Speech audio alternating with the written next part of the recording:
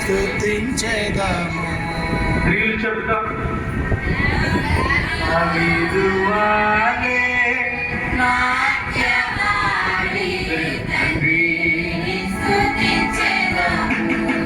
ఎప్పుడెప్పుడంటే కష్టము కలిగిన దుఃఖము కలిగిన తండ్రిని స్తుతించెదము. అందరం చెప్తాము. కష్టము కలిగిన నష్టము కలిగిన తండ్రిని స్తుతించెదము. యేసయ్యా స్తోత్రము, యేసయ్యా స్తోత్రము, యేసయ్యా స్తోత్రము, యేసయ్యా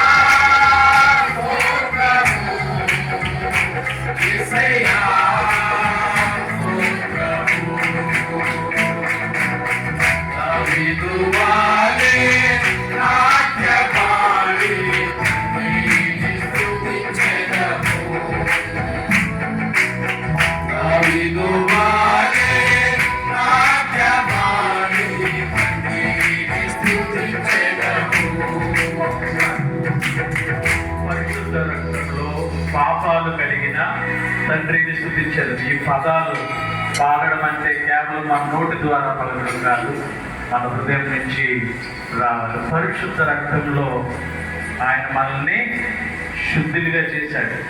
ఎవరన్నా చేయగలరండి? ఆ రక్తం ఎవరన్నా చిందించగలరా? నీ హృదయం ఇంకా కలిసి పెద్ద పెద్ద మాటలు కాదు తమ్ముడు.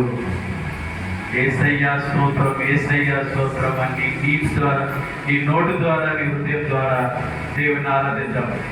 పరిశుద్ధ రక్తంలో